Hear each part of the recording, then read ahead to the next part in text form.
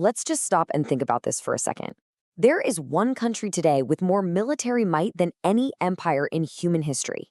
It's not just a nation, it's the anchor of a massive global system. I'm talking, of course, about the United States. So how on earth did it get here?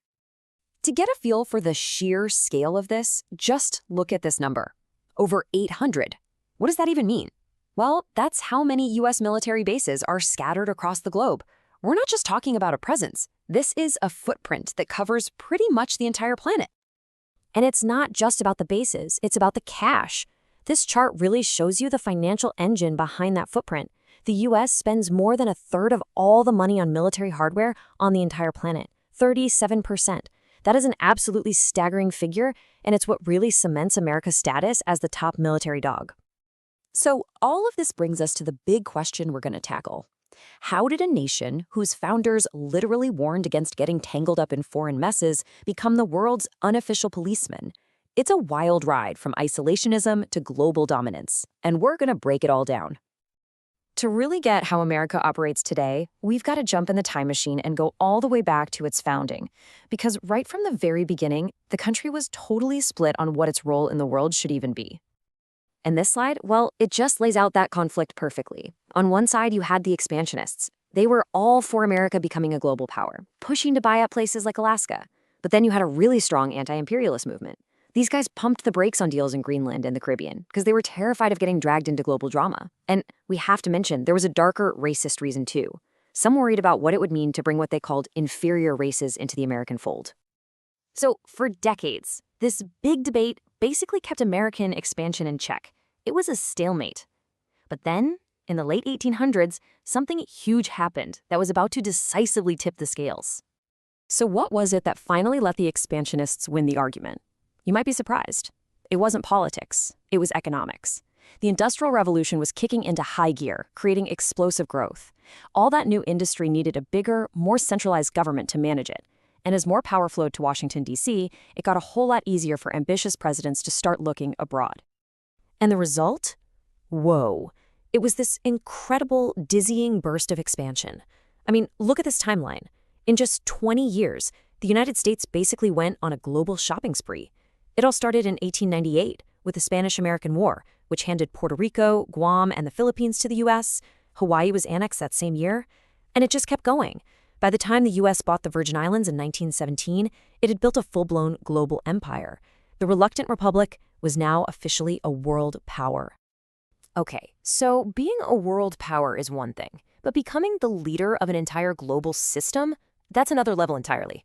And that transformation, it was forged in the fires of the two world wars. You can almost think of World War I as a kind of dress rehearsal.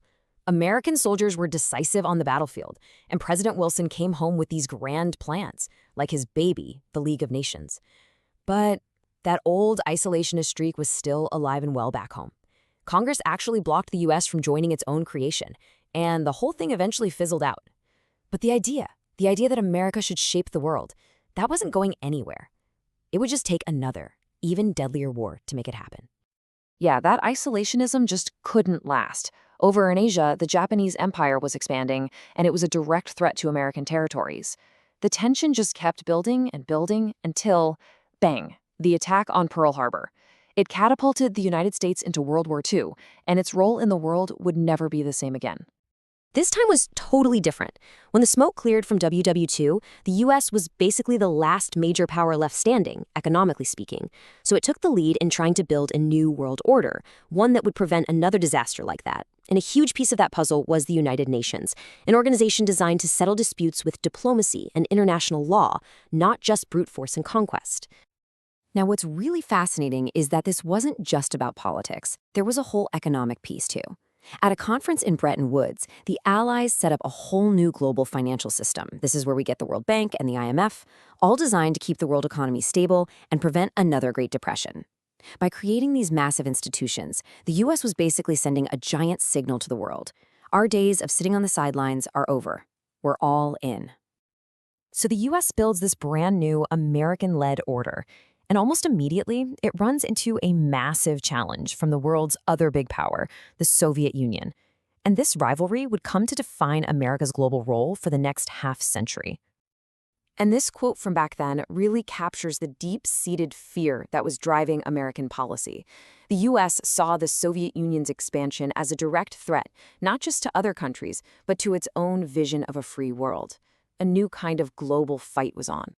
This fear led to a big, overarching strategy. It was called containment. And the idea was pretty simple, really. It had two main parts. First, build powerful military alliances, think NATO, to scare the Soviets off from invading Western Europe. And second, get involved everywhere, all over the globe, to stop the spread of communism in its tracks. And the results of this 40-year strategy? Well, they were huge, and they're still with us today. It created the massive, permanent military we have now. It led to some, let's say, unlikely friendships with nations like Saudi Arabia and Israel. And it led to countless interventions, some secret like in Iran, and some out in the open like arming rebels in places like Afghanistan and Nicaragua. In short, the Cold War created the complex and, often messy global footprint America has today. And then the Berlin Wall fell. The Soviet Union collapsed. And just like that, America's great rival was gone. This created a brand new massive question. Should the U.S. keep this huge, expensive global system running now that there was no enemy left to contain?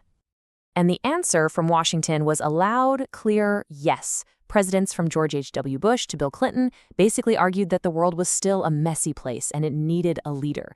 So they decided it was best for everyone if the United States, now the world's only superpower, stayed in the driver's seat. That's why Cold War institutions like NATO didn't just fade away. They actually got bigger.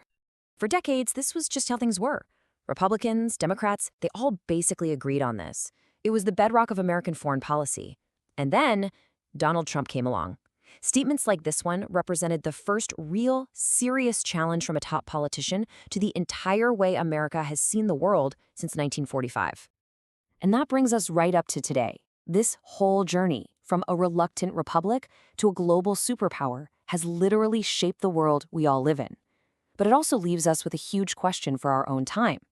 After spending the better part of a century building this system, are we now watching the end of the American-led order? And if we are, what comes next?